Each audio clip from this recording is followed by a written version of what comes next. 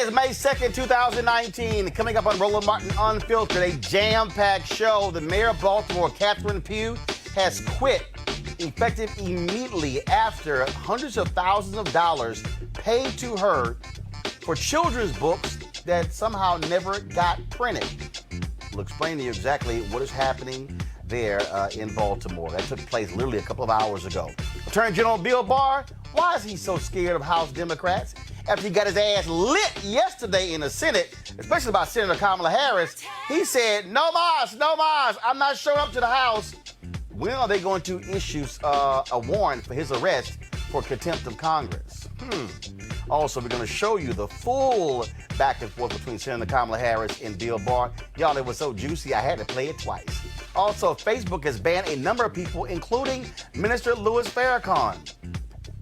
Hashtag, we tried to tell you that was going to happen. Also, Jamarian Robinson was shot 76 times by cops in Atlanta. His mother is here to talk about the tragic loss of her son and why justice has still not been served. And also, we continue to remember Boys in the Hood director John Singleton. We're going to talk with the woman who was the one who read the script and who recommended to the movie executives that they should make this movie with John Friend. Stephanie Allen will join us right here. And also, a crazy conservative Candace Owens has quit Turning Point USA. But they've been calls for her to get fired from the group by other college chapters. Oh, y'all, I told y'all, we got a hell of a show, and it's time to bring the funk on Roland Martin Unfiltered. Let's go.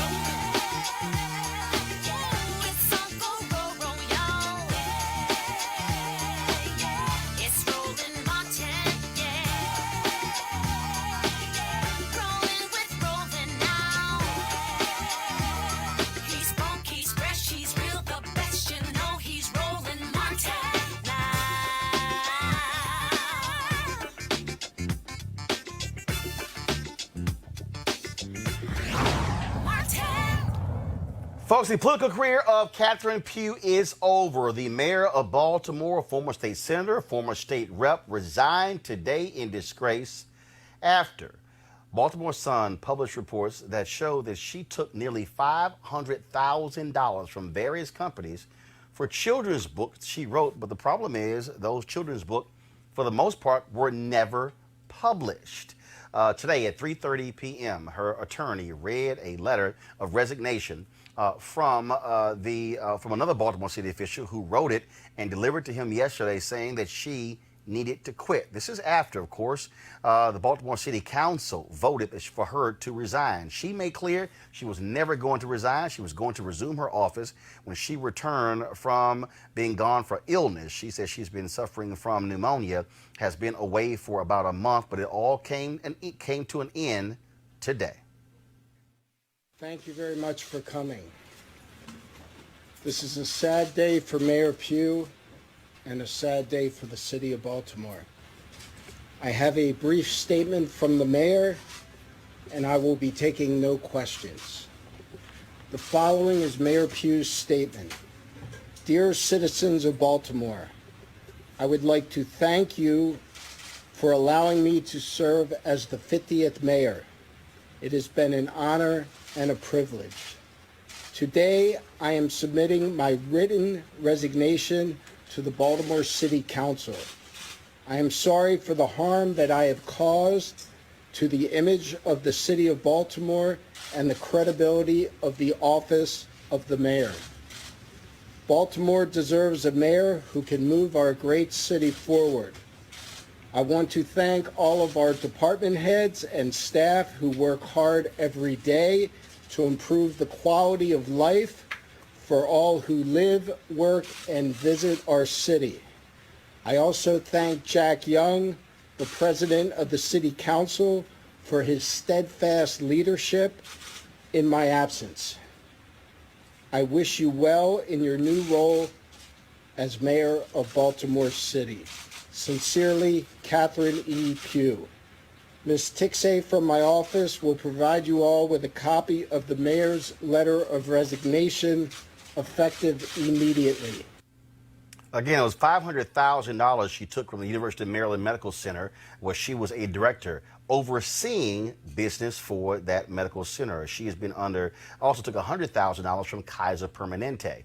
The problem is that many of those books were never even published. It's been a very rocky tenure for Catherine Pugh, dealing with, of course, crime in the city, as well as the drama over a police chief. First of all, police chief resigned. Another person who she picked had issues. He had to step aside before they finally hired someone. She was a former majority leader in the Maryland Senate from 2015 to 2016, a state senator, a state delegate. She also, of course, served on the Baltimore City Council, and in addition to that, has a long history in media and previously worked as an independent editor on supplements for the Baltimore Sun. Again, and now this is interesting. When she won the race, when she won the mayoral race, she beat back, of course, the first black female mayor of Baltimore, who she had to resign when she used gift cards that were given to the city that were meant for the city's poor. Talk about issues there in Baltimore. Joining us right now, our panel. Let's go right to them. Joseph Williams, Senior Editor, U.S. News and World Report. We have, of course, Greg Carr, Chair, Department of Afro-American Studies, Howard University, and also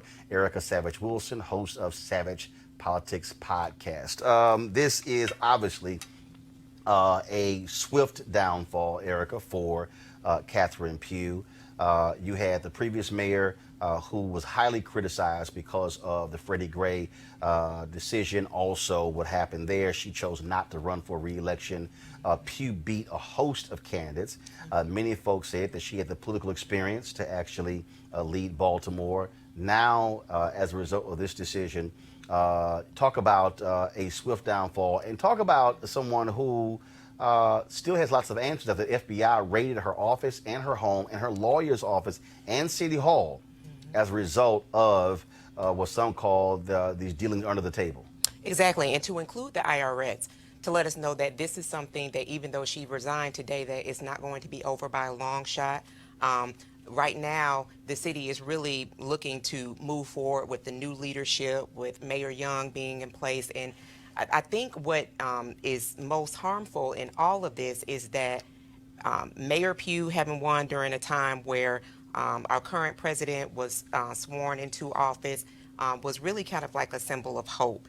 And so with these allegations that have now proven to be true, that are now charges, is really going to cause a lot more harm to some of the charities that were affiliated with that Healthy Hollies book, such as a charity that I think was up for renewal of a grant, and that grant is now being held up because of their now dealings with Mayor Hughes. So, I mean, it was a promise that definitely has unraveled, but I think most importantly is some of the nonprofit entities, people's careers have definitely been harmed over her poor decision making. Greg, it was Sheila Dixon who was who was the first black female mayor of Baltimore, who had to resign with the use of those cards as well, who Pugh beat in the election to become mayor. And it just shows again how things can unravel quickly. But we talk about some $600,000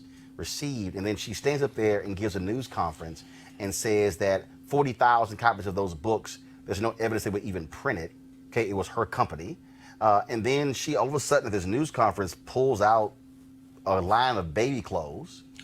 And folks are going, what the hell are you doing? And some believe that she's actually not ill, that this is really a cover because of all the drama she's been under. And so it's just craziness there, again, in Baltimore.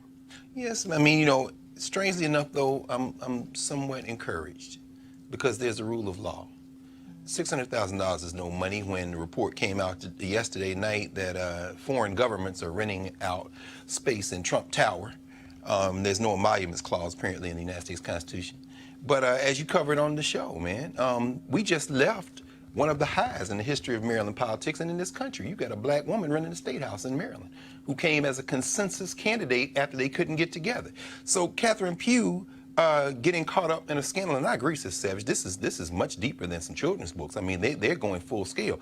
There is a rule of law. Who cares what Larry Hogan thinks? At the end of the day, Baltimore's a black city, and they seem to course correct. Listening to the new mayor, Young, talk about what he's trying to do is encouraging to me. It's sad, but if this were 40 years ago, when black mayors were under serial attack, we might have a different perspective. But I'm encouraged by the fact that there seems to be some rule of law in Maryland, unlike apparently 1600 Pennsylvania Avenue. Joseph, the fact that she was over this University of Maryland Medical, first of all, one of the directors, is taking money as a result of that. So you're making decisions and you're taking money from folks who bought your children's book.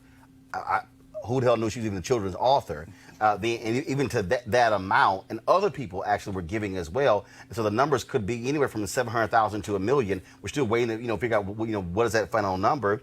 People say, look, this is why you have ethics boards, why you have reports, and why you cannot be doing deals with people who are doing business with entities that you oversee as a politician. Well, see, that's part of the problem, right? I mean, Baltimore, I have deep ties to the city. My relatives all live there. I got cousins, aunts, uncles, all live in Baltimore. I've grown up there practically half my life.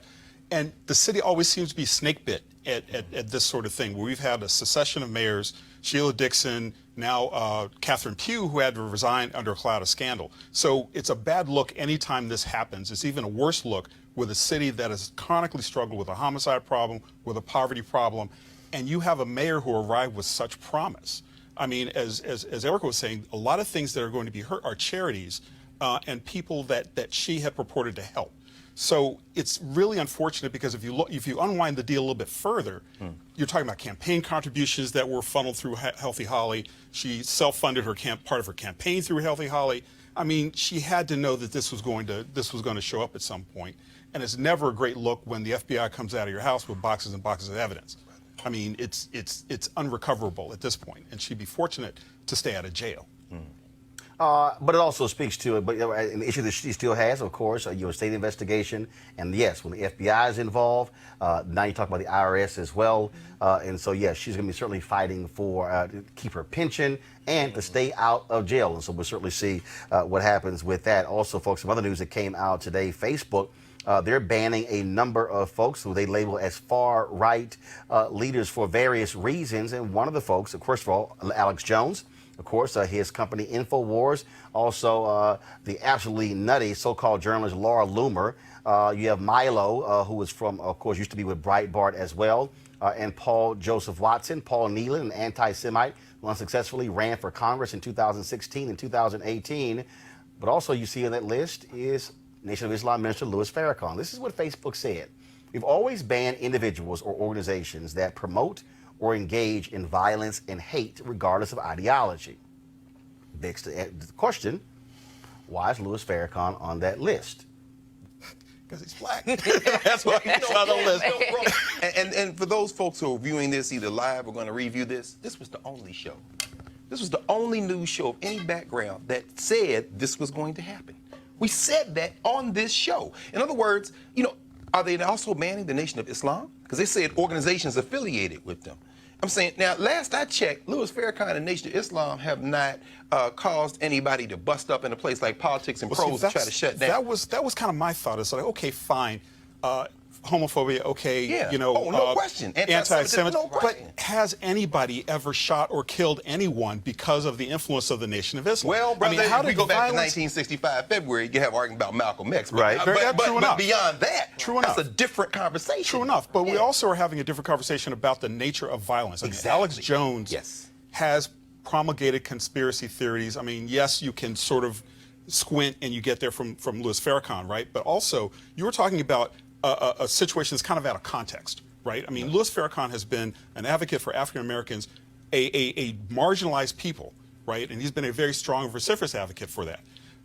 What I kind of wonder is whether or not he just got thrown on top of the pile. Oh no, brother! Just because. No, this wasn't accidental. And no, it wasn't accidental. But I'm saying it's like connected to NAACP, Urban League. I mean, that's what I'm saying. Yes. I mean, clearly it wasn't an accident, but I'm saying he's thrown on the pile to make it look good. Oh, I mean, you can't just have white supremacists get banned from Facebook because that looks bad. Right. I mean, it looks like you're going after white people and you're going to have a white problem. right? But if you toss Farrakhan on with them, suddenly it's an equal opportunity, equal opportunity banning of hate speech and problems, even though Farrakhan, to my knowledge, has not made a headline in years. So is Farrakhan a far right-wing leader? Well, that was just corrected in a publication where they did have him listed as a far right-wing leader. They call him. Extremist, right. And so, yeah, now he's an extremist. Like Black Lives Matter. Oh, absolutely. And so that's the other piece that you were talking about before the show. It's like, well, what other groups are they going to come after now? And I do agree that I do believe that Minister Farrakhan is a part of the pile, a part of kind of like the both sides. If we're going to do this, we need to do that to the other group. But I do think that this is really a time for us to understand why it's important that we have outlets like this, Black media, that do uplift and bring to the surface all of these different things that do impact us, violence, things that don't get raised to the top, the gun violence that we've suffered as a community for many, many years that now America is saying we have to do something about. Well, here's what's interesting. You have conservative Ben Shapiro, who is coming to the aid of Louis Farrakhan. Here we go to my iPad. This is a tweet that he sent out. If they can't, they're not operating as platforms. They're operating as publishers. I despise Louis Farrakhan. But if they can't articulate how he has spoken beyond the boundaries of the First Amendment or some other objective standard, at the least, banning him is wrong. He's not wrong about that. You know, I have students at Howard. They read Ben Shapiro, they listen to him, then they come and ask me all these questions. If you're talking about rule of law, again, First Amendment, we're talking about, is it hate speech? Have you incited violence? And again, I'm concerned because Farrakhan just spoke at Nipsey Hussle's funeral. So now you're going to start looking to try to ban the rappers? I mean, now we start talking about... Well, no, but that also begs the question, okay, so Farrakhan did speak at Nipsey Hussle's funeral. So then the question then becomes, does that mean that any videos of Louis Farrakhan cannot be posted? Come on, brother. Now, I was reading some of the pieces here, and they say that individuals can still post things by them, except there's a ban on InfoWars. No one can publicize their events and things along those lines. But I would be very curious to know exactly the rationale for each one. For each one, because I would, because never see that. Because here's the issue. The issue does come. What is your standard, and then who's next? Because there is no standard. It's you can look at the list and tell it's ad hoc almost. I mean, with the possible exception of Farrakhan's the only person who I can think of where there has not been some sort of violence or actual literal hate speech associated with those platforms. I mean, Milo is like a troll. Everybody knows that. And Facebook could be saying that his comments with regards to Jews is hate speech. Fair enough. But violence, though. But, well, I don't know. I mean, you know what, Ava... And that's why I would like I would like an explanation. Right.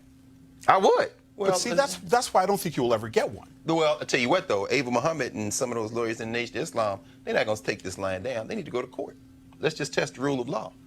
Is there a First Amendment or is there not a First Amendment? If it's a hate speech exception, understand that. If it's fighting word exception, that's two. But what is Facebook? Because, again, I'm not on Facebook, but what is Facebook? It's a private business, right? So now we're beginning to test the limits, and you've got a guy sitting at 1600 Pennsylvania Avenue who has suborned violence. And actually, let's correct that, folks. Now, remember, Facebook also owns Instagram. Right. So they removed him from Facebook and Instagram. Nation of Islam, probably. Well, it just says Louis Farrakhan. So according to the Chicago Sun-Times, Facebook's official Facebook and Instagram pages, Farrakhan's official Facebook and Instagram pages had more than 1 million likes and followers before they were removed Thursday afternoon. His Twitter account with more than 336,000 followers remains active. And it says, posts on Farrakhan's, here you can go to my iPad, posts on Farrakhan's Facebook page often contain clips of his speeches and sermons, which has sometimes been streamed on Facebook Live. Many of those same clips are still posted to his Twitter account, where they have been viewed and shared several 100,000 times. They've touched the third rail, one of the third rails of black politics. Louis Farrakhan did not speak at Aretha Franklin's funeral, but it wasn't because he didn't have the opportunity to speak. As you said, Roland, you live streamed that on this platform. Imagine if Farrakhan had gotten him a speech. Did you take that clip out? I mean, again, we've got a guy down 600 Pennsylvania Avenue. When you look at what he said about Ilhan Omar, and now she got to have increased security. I mean, as you said, what is the standard? I agree with you. We got to see some standards. They need to go to court and run this thing down to the sentence. I don't know, but I know that they have definitely, Facebook has definitely been under a lot of heat because of their seems like inability to really say to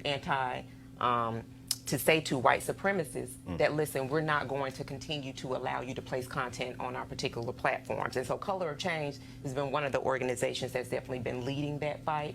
And so to kind of see that they've been doing that for years, to really pushing Facebook, pushing these social media, to include Twitter, to say to them that, listen, we're harmed by you all allowing these hate groups to continue to flourish on these platforms, and we've said that to you. So to see that they have removed some of them and to include Louis Farrakhan is a little bit curious. And the enough is enough moment probably was the live streaming down in Australia, where not Australia but New Zealand, where the white guy shut up the mosque. In Christchurch, exactly. But still, I think that unless there are clear and hard and fast guidelines, I don't think they have them, and I think they would struggle to come up with them. It's going to be ruled as it's going to be seen as an injustice on more than one. But and Color of Change and all these organizations need to be smart now. Don't be stupid. Anytime Ben Shapiro, who's an open enemy of so many things, comes out to defend Farrakhan, now you don't want to be trapped on the other side and say, well, we have to be fair and equal. Don't be stupid, because Black Lives Matter. These young people risking their lives in the street. This whole black identity extremist thing that the FBI tried to pull. This is a dangerous slippery slope. Our people need to be smart now. Don't be dumb, because Ben Shapiro ain't no friend of Farrakhan. He's trying to protect himself. Right. So it's going to be real interesting, again, to see what we also, according to the Chicago Sun-Times, Nation of Islam, they have not responded as a result. But I can guarantee you Farrakhan is going to have a response in the show. And I'll be, matter of fact, I'll be calling Farrakhan tonight to see if they're going to actually make a comment. I'd love to hear if he wants to chat tomorrow. Wow. Right here on our show. Go ahead, protect Roland Martin unfiltered at all costs. We'll see what happens. Mr. Farrakhan, you want to talk? We right here. We right here. We right here. And we stream on Facebook, YouTube, and Periscope. Wow. All right, folks. Bill Barr did not testify today before the House committee because he said, I ain't coming, because Chairman Jerry Nadler wanted staff attorneys to question him. And he felt that was beneath him. I really think it was because he got his ass whooped yesterday in the Senate, especially by Senator Kamala Harris. Now, today, House Speaker Nancy Pelosi came out and said that Barr absolutely lied to Congress, and the rule of law has to be followed as a result. And the question then becomes whether or not Democrats are going to have the guts to actually hold him in contempt. Are they going to send federal marshals to compel him to testify or throw him in jail?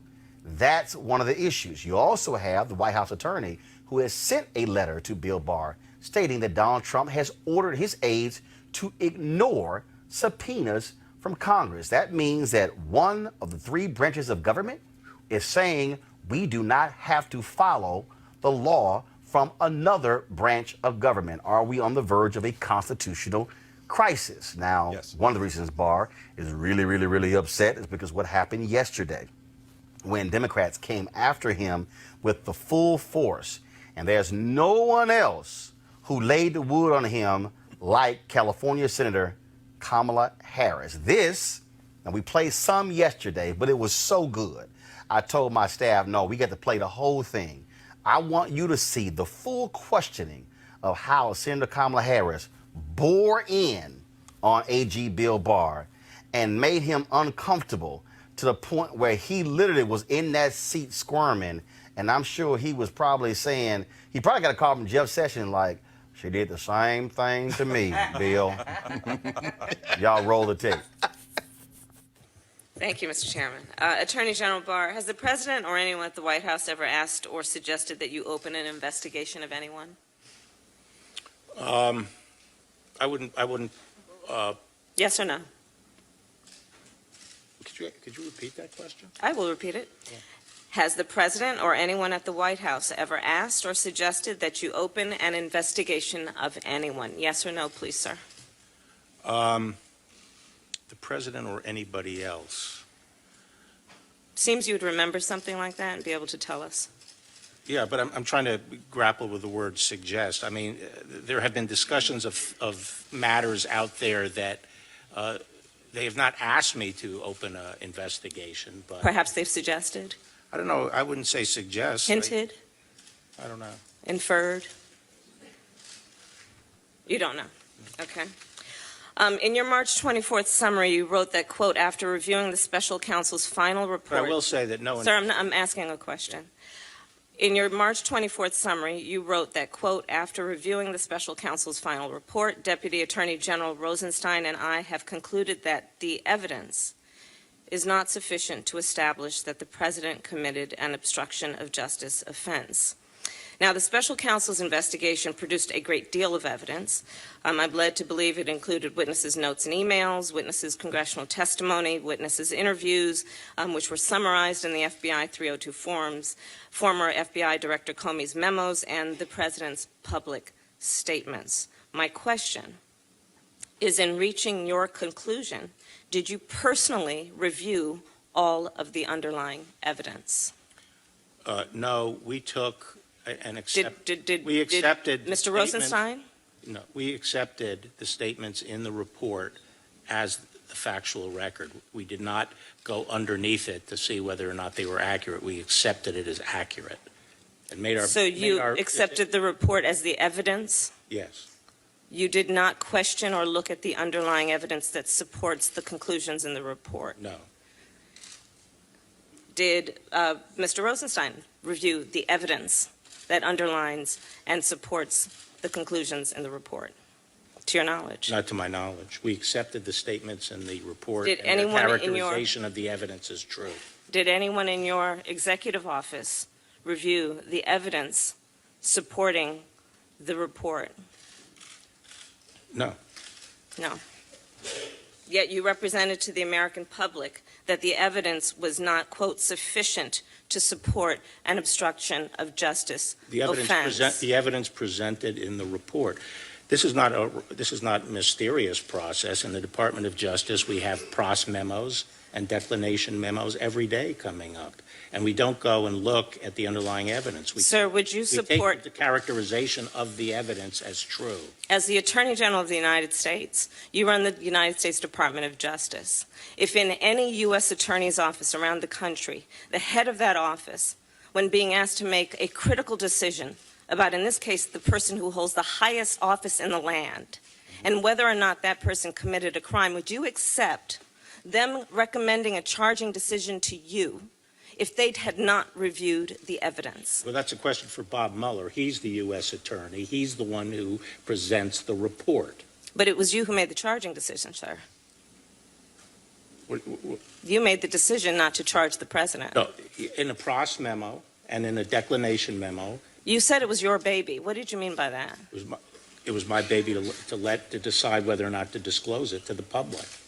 And whose decision we- was and- it? and- Who had the power to make the decision about whether or not the evidence was sufficient to make a determination of whether there had been an obstruction of justice? Prosecution memos go up to the supervisor. In this case, it was the Attorney General and the Deputy Attorney General who decide on the final decision.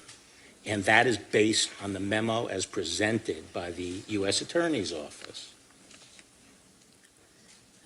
I think you've I've made seen- it I've seen clear a that lot of- you've not looked at I've the seen a lot evidence. of We can move on. prosecution. I I've think seen a lot of you've made it clear, sir, that you've not looked at the prosecution evidence, in and we my can day. move on. Will you agree to consult career DOJ ethics officials about whether your recusal from the 14 investigations that have been discussed by my colleagues is necessary? I don't see any basis for it. I already consulted with them and You have consulted with them about the 14 other investigations? about the Mueller case. Have you consulted with the career DOJ ethics officials about the appropriateness of you being involved or recusing yourself from the 14 other investigations that have been referred out? On what basis? Conflict of interest, clear conflict of interest. What's my conflict of interest? I think the American public has seen quite well that you are biased in this situation and you've not been objective, and that would arguably be the conflict of Well, interest. I haven't been the only decision maker here. Now, let's take the Deputy Attorney General, Rod Rosenstein, who was approved by this Senate 94-6 with specific discussion on the floor that he would be responsible for supervising the Russian investigation. I'm glad you brought up that. Okay? That's a And great he has topic. 30 years experience, and we had a number of senior prosecutors in the department involved in this process, both career and non-career. Yes, I've who read all the agreed on process, the sir. disposition. I have another question. And I'm glad you brought that subject up because I have a question about that. Earlier today, in response to Senator Graham, you said, quote, that you consulted with Rosenstein constantly, unquote, with respect to the special counsel's investigation and report. But Deputy Attorney General Rosenstein is also a key witness in the firing of FBI Director Comey. Did you consult Well, that's with I'm not finished. Yeah. Did you consult with DOJ ethics officials before you enlisted Rod Rosenstein to participate in a charging decision for an investigation, the subject of which he is also a witness? my understanding was that he had been cleared already to participate in it by the. So you had consulted with them and they cleared it? No, I think they cleared it when he took over the investigation. Did you That's my consult? understanding. You don't know whether he's been cleared of a He- conflict of interest? He would be participating if there was a conflict of interest. So you're saying that it did not need to be reviewed by the career ethics officials in your office believe to it- I determine believe if it it was was- appropriate? Well, I believe it was reviewed, and I And what would was the also point finding? out this seems to be a bit of a flip-flop because when the president's Sir, supporters the were challenging flip-flop, I think, in this Rosenstein. case is that you're not answering the question directly. What? Did the ethics officials in your office, in the Department of Justice, review the appropriateness of Rod Rosenstein being a part of making a charging decision on an investigation which he is also a witness in? Yeah, so as I said, my understanding was he had been cleared, and he had been cleared before I arrived. In making a decision on the Mueller report? Yes. And the findings of whether or not the case would be charged on obstruction of justice? He had been cleared on that? He was the acting attorney general on the Mueller investigation. Had he been cleared He had been. To make- I am. by your side a I am decision informed. I am informed that before I arrived, he had been cleared by the ethics officials, of what? serving as acting attorney general on the Mueller case. How about making a charging decision on obstruction of justice? That is the what the underlying acting offenses, which include him as a witness. You know, that's what the acting attorney general's job is. To be a witness and to make the decision about being a prosecutor? Well, no, but to make charging decisions. I have nothing else. My time is right out. Thank you. Senator. That's why Bill Barr did not want to show up today. He said, "Look, my ass already got roasted, so I'm not trying to get it roasted again." Joseph, this is an administration that has clearly said, we don't care what y'all got to say. And Democrats can't be punks. You got Nancy Pelosi, who's trying to stave off folks in her caucus who want to impeach him. Okay, I understand that political game. But what you cannot do is have an administration that says, oh, we don't care about y'all calling to testify. We don't care about your subpoenas. You're irrelevant. Just the arrogance is just breathtaking. I mean, and one of the things that Greg had brought up about this is we have a rule of law or we don't. Either we have people who are going to testify and tell the truth or we don't. And you saw some clear, I think Senator Whitehouse called it like masterful hair splitting, and he's trying to like parse his words so carefully that he doesn't trip himself up. But Harris got him. I mean, she nailed him to the wall because this is what she does. And it was very clear that there was not a lot of speechifying. It was direct. It was to the point. It was a cross-examination that we should get used to seeing from this administration, and forcing him to answer some uncomfortable questions, which to this date they still haven't. And that's one of the reasons why that he is not going to the House of Representatives, because they're going to have another prosecutor question him. That's the And reason. so in order to keep the lies consistent, you got to avoid anybody professional who knows what they're doing to question, because so often there's a lot of speechifying and not a lot of getting to the point. Greg, NBC is reporting Natasha Bertrand that the House Judiciary Dems are negotiating directly with Mueller for his testimony, bypassing Attorney General Barr. Brother, that's where it's going to come to. I mean, in William Barr, you have an irrelevant man, a relic of a prior age, a man who believes in what Dick Cheney called the expanded power of the executive branch of the government. We don't answer anybody. He filled out his job application for this job by saying that I'll protect the president. The president do whatever he wants, and that's how he got hired. But the thing he's truly afraid of, and Kamala Harris, you're right, I mean, she eviscerated him. He threw everybody he could under the bus. And she's a former prosecutor, as are many senators, Senator Leahy, others. These are lawyers, the lifetime prosecutors, Blumenthal. But that House side, I listened yesterday to the motion that Jerry Nadler introduced that they passed through to allow, as you said, Joe, which is within the rules of the House, trained lawyers on the House staff to question him. That is the thing that he is terrified of.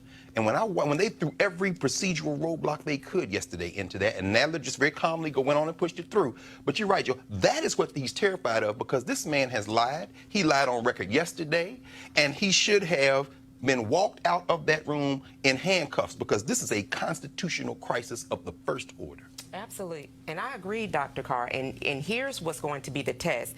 Democrats said to everybody, and not just people who were Democrats, people who were, independents, and people who are Republicans and do vote Democrat from time to time, listen, give us the power in the House and we will execute for you.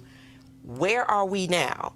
When Nancy Pelosi came and gave that address late this morning, there was not any follow-through. What is going to be next? What process will be next? And so I think what's happening now is that with what Trump's people, that administration has in place, we don't abide by anybody else's rules except for our own.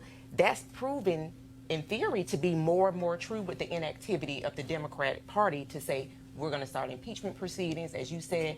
Well, since you did not show up to something that you were told that you had to be at by Congress, then we're coming to pick you up and we're going to take you to jail. So Absolutely. I think right now, this month is really going to be a show and prove of what Democrat leadership said, that when you give us power, this is what we're going to do in return. Right, and look, and I said it, like all these conservative trolls on Twitter, because I said yesterday that if Obama did any of this, Republicans would be coming after him, and clearly some conservative tweeted it out, and then they're like, "Oh, Obama was so corrupt." Let me just remind y'all: do you recall any indictments? No. Do you recall any cabinet people having to be forced to resign? Nope. Do you recall anybody pleading guilty, going to prison like a lot of Trump's people? Nope. That's what I'm saying. Nice try. But the reality is, this administration is corrupt. This administration is amoral. This administration has no character, has no values. They are thugs. They are grifters. That's what they are. And how do you treat a thug? You punch a thug. Come on, brother. How do you treat a grifter? You go after them. If Democrats had any sense whatsoever, they would say, you ignore a subpoena, we're sending federal authorities to your door. And if you ignore them, we will arrest you. There are 3 branches of government in this system. That's right. Judicial, executive, and legislative. All 3 is called the equal branches of government. And you cannot have any party, I don't care if it's Democrats or Republicans, say I'm going to ignore one of those branches. Richard Nixon tried that. And the Supreme Court affirmed that the Congress had the right to hear those tapes. And what did he do? He quit, because he knew the moment they pressed play, he was going to be impeached. The issue that you have here is an administration, a president, Donald Trump. I keep saying hashtag, we tried to tell you. They had no honor or no decency. This is how he's always operated.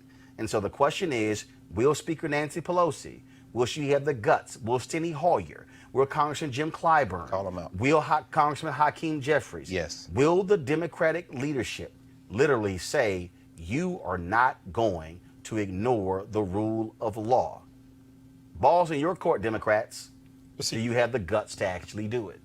Trump has one thing, though, that Nixon never had, which was a Republican Party that's complicit in a lot of these. It's true. I mean, the Democrats got to do what they got to do. I mean, there's no question. And you can't be scared to do it. Right. And you can't be focused on, well, this might hurt us in 2020. Guess what?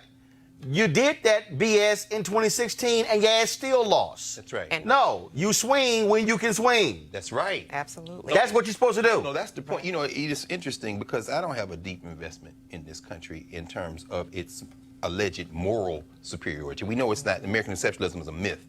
But if we're going to talk about living in a society, we all live here. So we have to continue to work to try to make it better for us.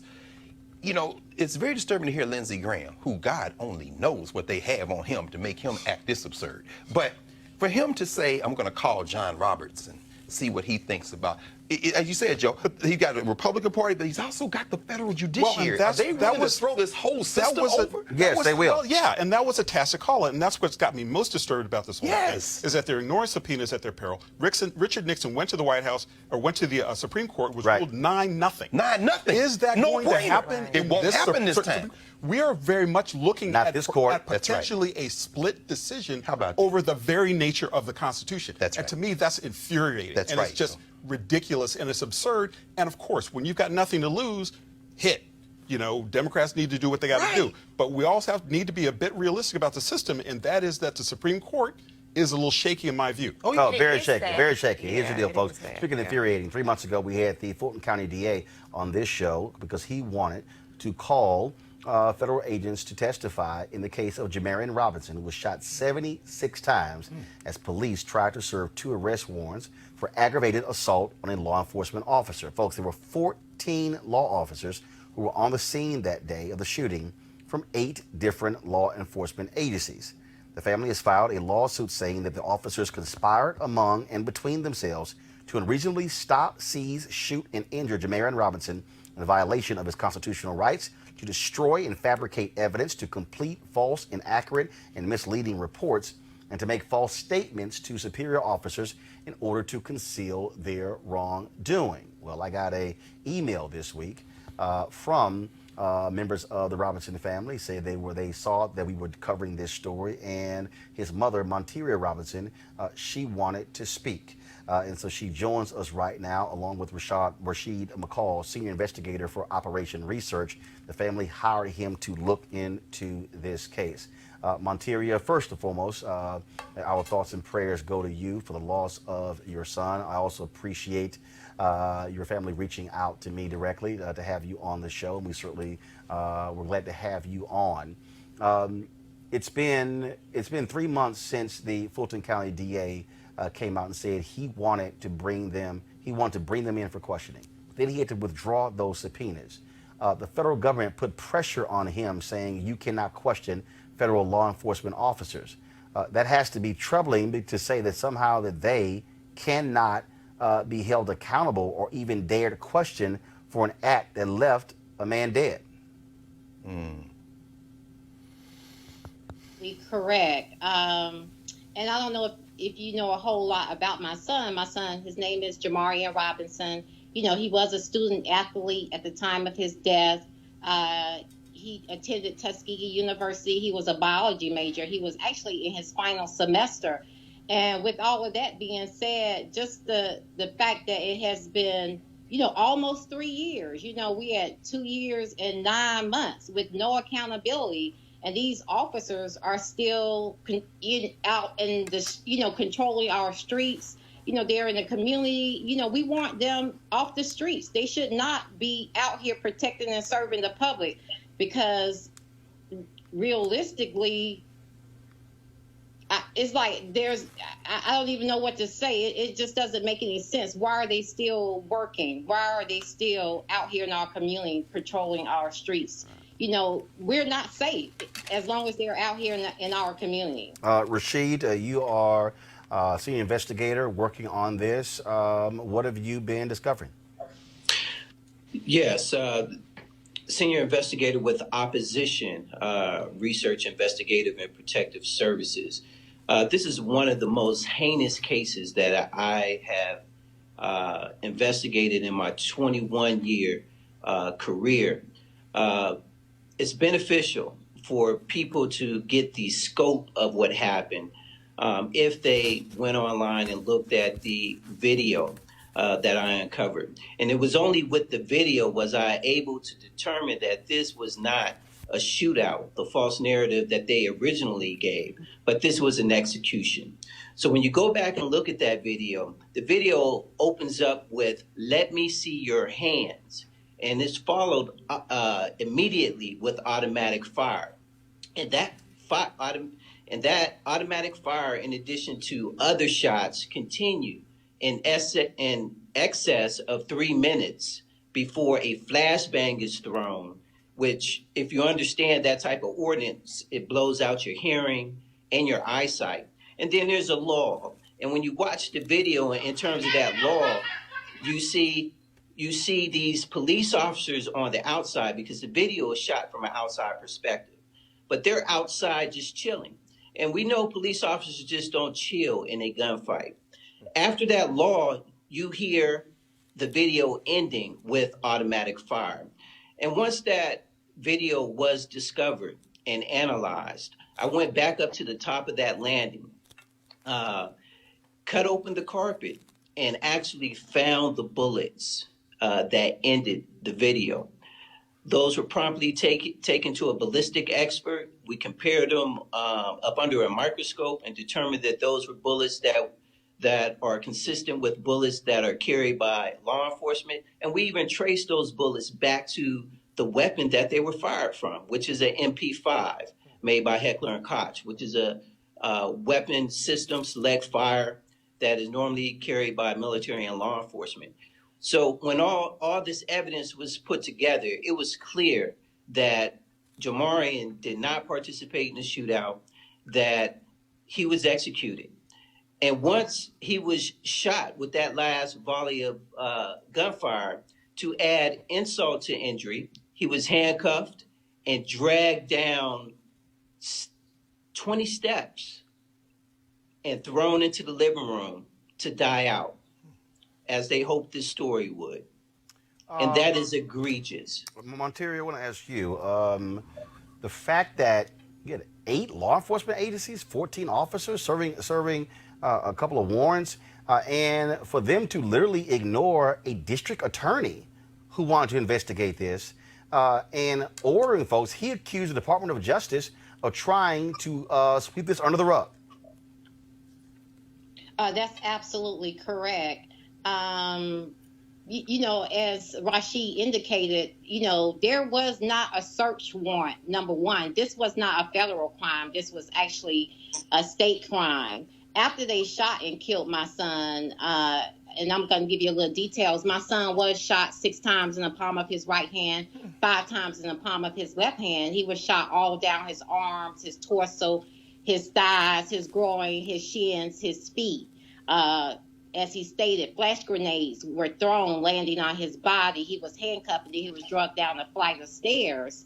With all of that being said, I'm sorry, my phone is beeping in. It's okay, go ahead.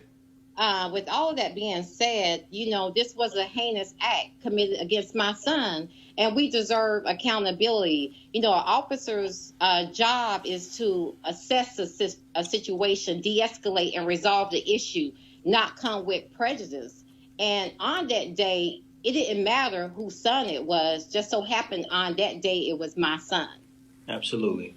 And I think we have to be clear in terms of this intergenerational violence, right, that is visited on us each generation. Our grandparents' generation, it was Emmett Till, right? And Jet helped to expose that, and that united the civil rights movement. It gave push and purpose to the civil rights movement. In my parents' generation, it was Mark Clark and Fred Hampton who were assassinated up in Chicago. And, you know, when you talk about that incident, you have to talk about Assata Shakur and all the other people who disappeared, never to be heard from again today, and those who had to go into political exile, or those who were framed for murders that they didn't commit, like Geronimo Jijaga. So for our generation, we're dealing with the same issue. And this is a prime example in terms of Jamarian Robinson's case. This is intergenerational violence that has to stop. All right. Black lives matter.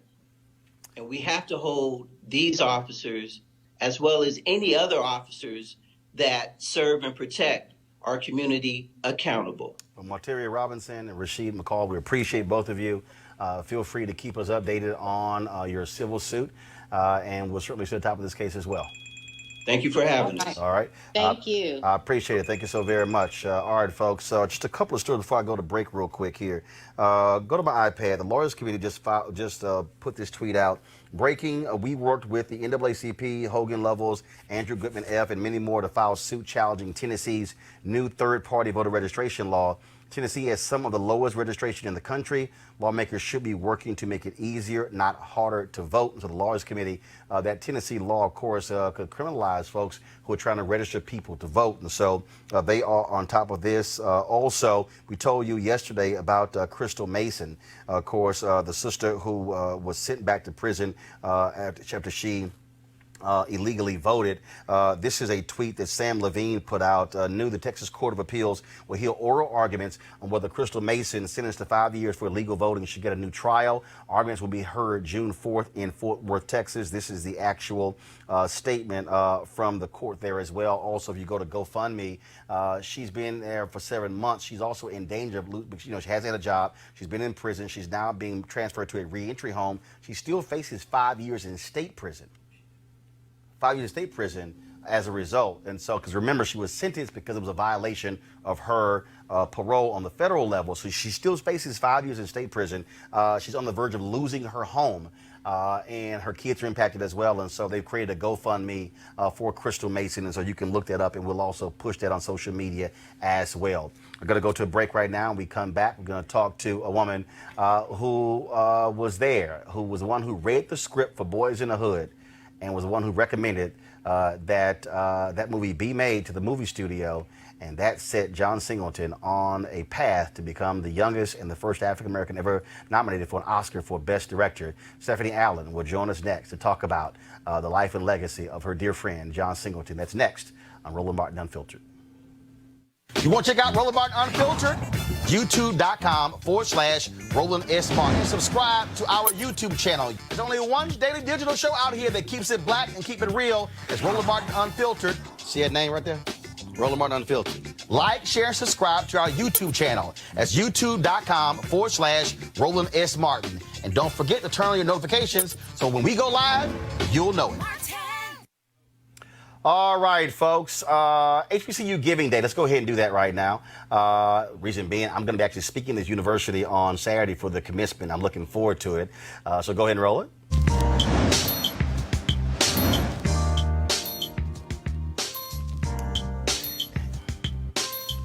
It's Virginia University of Lynchburg, located in Lynchburg, Virginia, founded in 1886. Notable graduates include Noel C. Taylor, Ann Spencer, and W. Henry Maxwell. If you want to support them, go to VUL.edu, VUL.edu. And again, I look forward to giving the commencement speech this Saturday to the graduates of Virginia University of Lynchburg. So it's going to be a great time had by all. Folks, we have been talking all week about the death on Monday of John Singleton, passed away at the age of 51. His family has also been encouraging black men to get tested for blood pressure because John suffered from hypertension for a number of years. Many people have talked about his impact on Hollywood, the number of people who he put in films their first shot, folks who also had never produced before, never directed before, folks who had never done all kinds of different jobs. But even John Singleton needed somebody who believed in him. So when he wrote Boys in the Hood, he submitted it to a number of different people. And my next guest is someone who was actually read that script. Stephanie Elaine joins us right now. She has known John Singleton for his entire career. Stephanie, welcome to Roland Martin Unfiltered. Thank you. Thank you for having me. So I'm reading so many different stories about John, his work, and then so I came across the story where you were the one who was reading scripts for one of the studios, and you came across this thing called Boys in the Hood. Yeah, it's something like that. I was actually in the story department. I had just been promoted, and I was looking to replace myself in the story department with a person of color. And John, I'd already actually read one of John's scripts, which we need to make now. It's called Twilight Time. It's an all-female starring script. And he was talented, but I heard he needed a job. And so I was interviewing him to take a reader job. Wow. But he only wanted to talk about one thing, and that was his latest script called Boys in the Hood. So you're interviewing him for a job to read scripts, and he's telling you, no. I got a script. I need you to read. Exactly. But it was even worse than that because he said, you can't read it because I'm going to direct it and I know how studios do you. And so basically I had to chase him for 2 weeks to get the script. Whoa. Stop. Hold up. Yeah. Hold up. Yeah. You trying to hire him to be a script reader for the studio. You got this 22-year-old kid out of film school, never directed, telling you how this is going to go down, and you got to chase him? That's exactly right. Okay, I know at one point you said, I don't know who this arrogant Kappa think he is. Yeah, I gotta go. Well, man, I got my Alpha shirt on, so I had to go ahead and do that. But no, so what are you thinking? Like, why am I chasing him down? Because I'll tell you why. Because as soon as he started to talk about this story, I was enthralled. I knew that it must have been good because he felt it, he lived it, he was so excited about it, he could see it. And so basically I did track it down. It took me 2 weeks. I got it. I sat in my little tiny nook and I read it and I was just streaming in tears. I went to school in Inglewood. I knew those kids and I was like, wow. This is the whole reason why I'm here, to get this movie made. And I just made it my business to do like whatever I could to make it happen. But it was going to happen anyway because John was John and he just was going to, I was lucky basically to be in a spot where I could help. So the studio says, yes, we'll go ahead and do it. And then John Singleton says, oh, by the way, I am directing this. No, he didn't bait and switch. He said, here's the script and I am going to direct it. And then I think in the room, Frank said, well, what if I paid you $100,000 or $200,000, just for the script? And he was like, you could keep your money.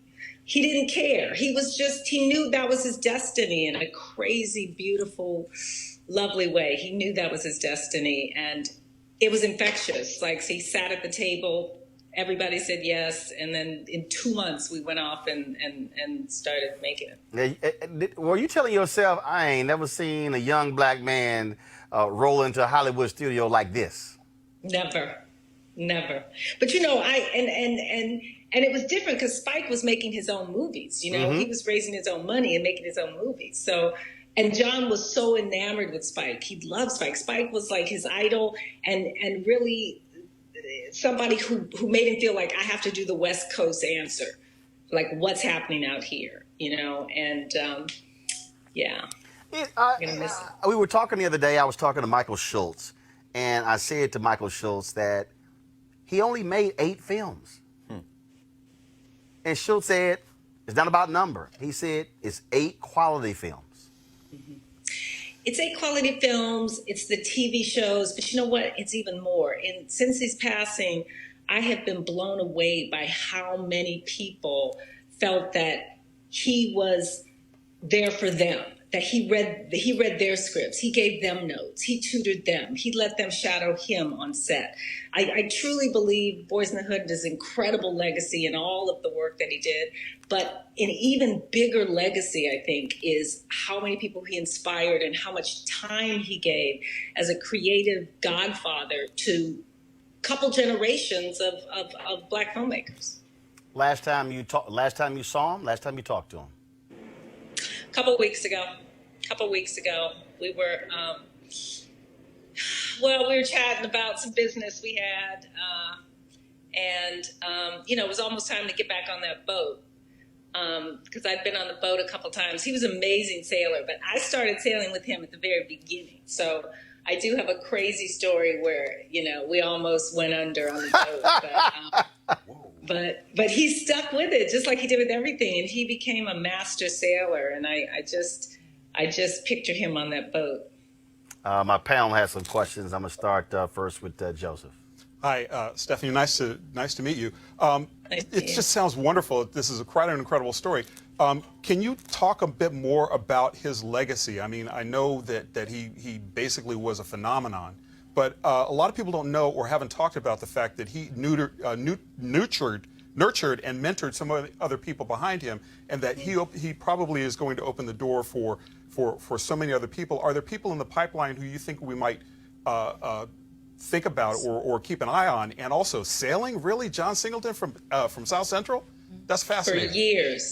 For years, he's had a beautiful sailboat in the marina, and he goes out on it every day. He goes out and he invites people out, and we sail up and down, and he points out the land and the whales, and it's pretty amazing. It's beautiful out there. John helped so many people. You know, just from that first amazing entity called Boys in the Hood. Every single actor on there. But it's, like I said, it's more than that, because then the next time he did it again. Next time it was Janet, who had never had a feature role, Janet Jackson, and Tupac. You know, he managed to, and then Maya Angelou, you know, was in Poetic Justice. That was amazing. We shot that right after the uprising in '94. God, it just goes on. You know, and Craig Brewer is a perfect example, because when I read Hustle and Flow, I fell in love with this voice. I had been trying to shop it, trying to find somebody. I gave it to John, and it took him a couple months, but then he read it and coming back, and he was like, "This is so dope. We're going to make this movie."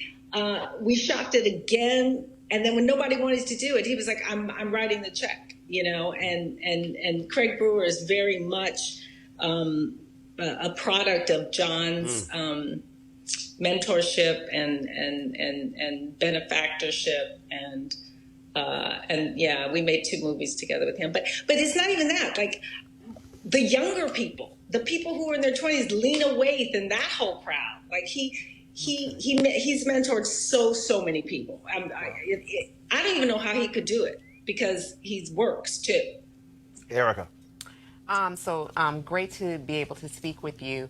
My question is, with John Singleton, you worked with him on several projects. So what was the most impactful project that you worked on John Singleton with, and then why was that the most impactful project?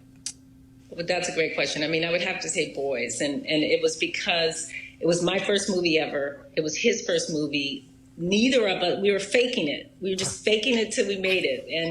And together, because I was the representative at the studio, I literally just been there a few months from the story department. They had to promote me to vice president just to oversee the movie, which I had no idea what that meant. I brought in a producer friend, Steve Nicolaitis, who basically taught us both, like, how to make a movie.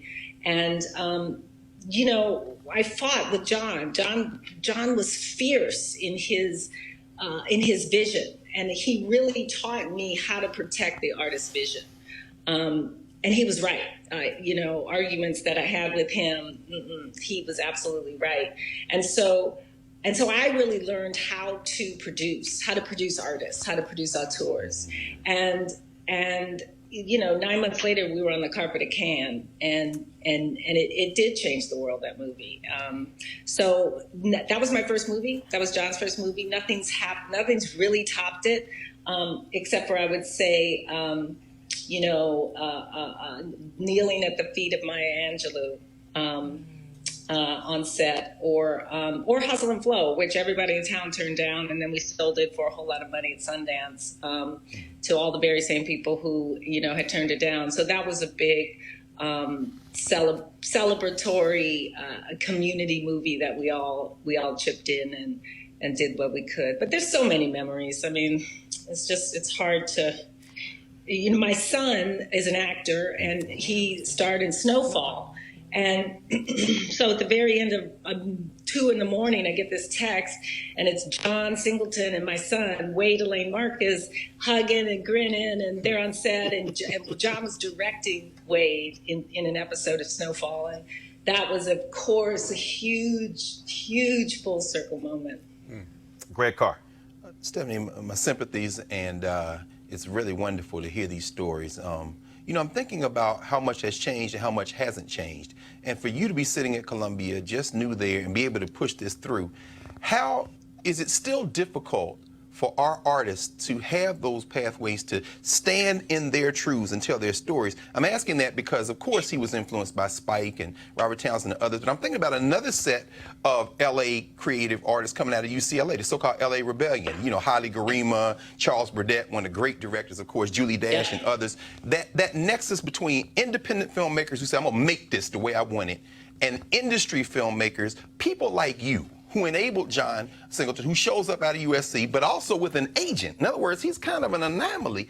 You know, how important is it for people like you to sit at that crossroads so that our young people don't have to compromise their vision, and so that these great filmmakers like Dash and Garima and Burdett, who've made this incredible body of work, could perhaps even be in the industry while preserving their independent insurrectionist mindset? It's a really great question, and I have two answers for you. One, the gatekeepers have got to be diverse. They have got to reflect the constituency. You cannot have, you know, and it hasn't changed that much. When I was a studio executive, there was one other person of color, you know, in that division at the table, but it hasn't really changed that much. But what has changed are the opportunities, because the streamers. We made 2 movies in the last couple of years at Netflix. One is Juanita. If you haven't seen it, please see it. Alfre Woodard has never been #1 on the call sheet until Juanita. It is a quirky, lovely, wonderful, wonderful movie. And Burning Sands, which was about, as you know, Roland, a black HBCU frat guys who are hazing each other really harshly. And those movies could not get made in the regular system, right? And so we went to Netflix, which was at the time just sort of trying to figure out what they were doing.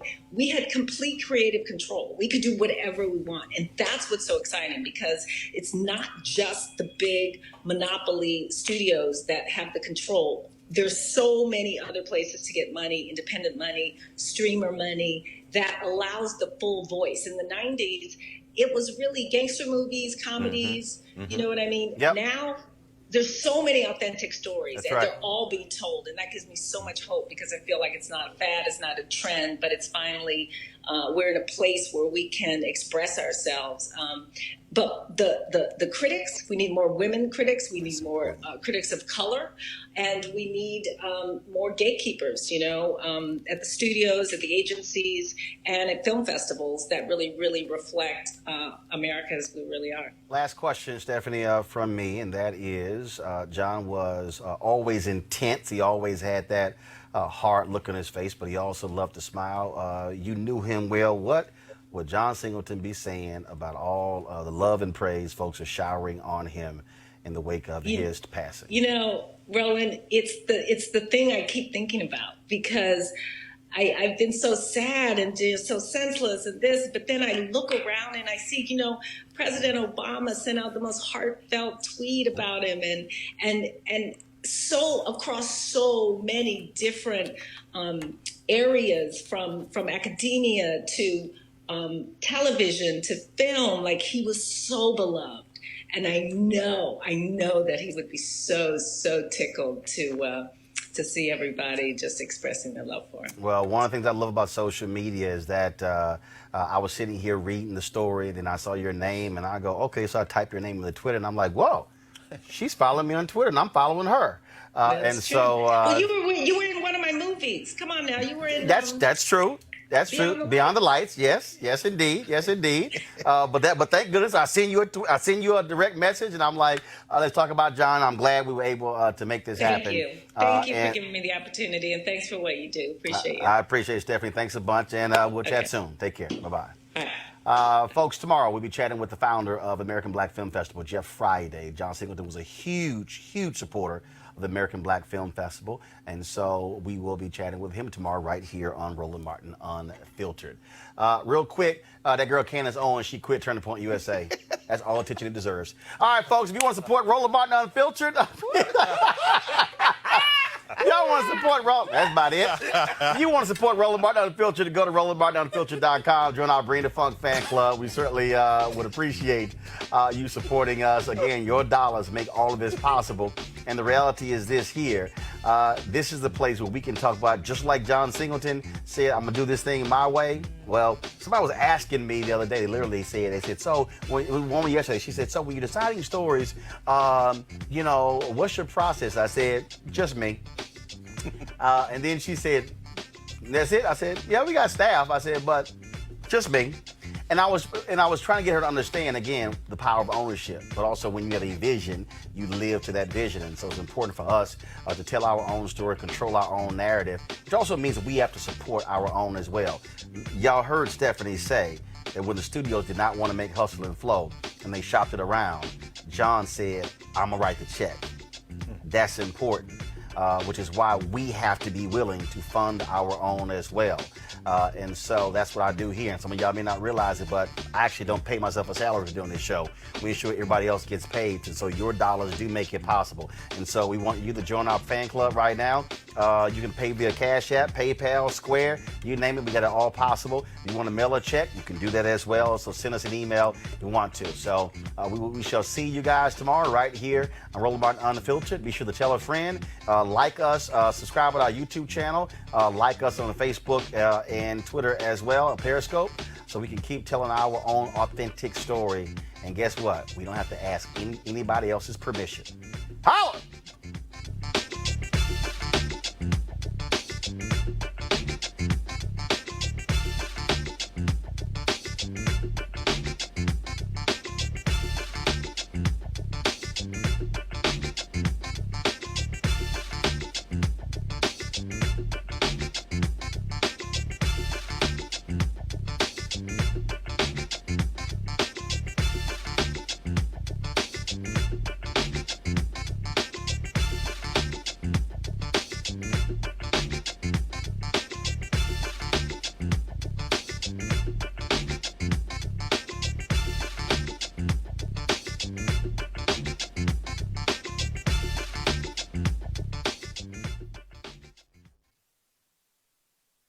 Hey fam, want to check out Roland Martin Unfiltered, the blackest show on all of digital, cable, and broadcast. Check out our audio podcast.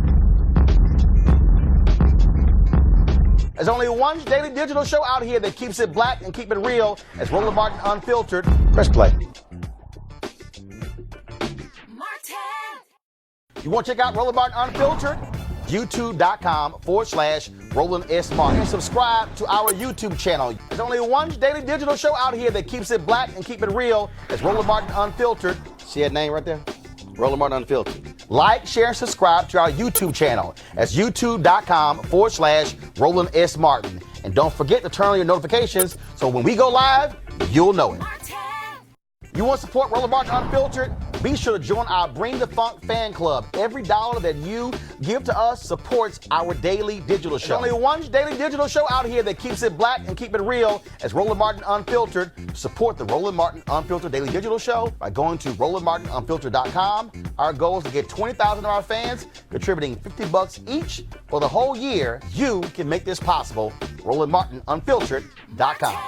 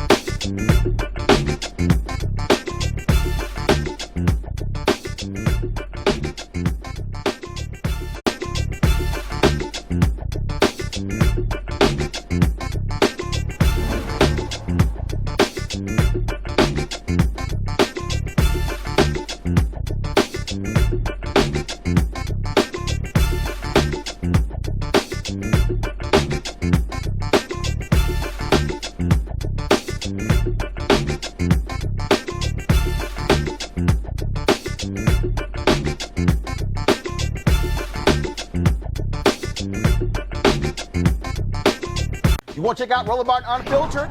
YouTube.com/Roland S. Martin. And subscribe to our YouTube channel. There's only one daily digital show out here that keeps it black and keep it real. It's Roland Martin Unfiltered. See that name right there? Roland Martin Unfiltered. Like, share, and subscribe to our YouTube channel. That's youtube.com/Roland S. Martin. And don't forget to turn on your notifications so when we go live, you'll know it. Hey fam, want to check out Roland Martin Unfiltered? The blackest show on all of digital, cable, and broadcast. Check out our audio podcast. There's only one daily digital show out here that keeps it black and keep it real. It's Roland Martin Unfiltered. Press play. You want to support Roland Martin Unfiltered?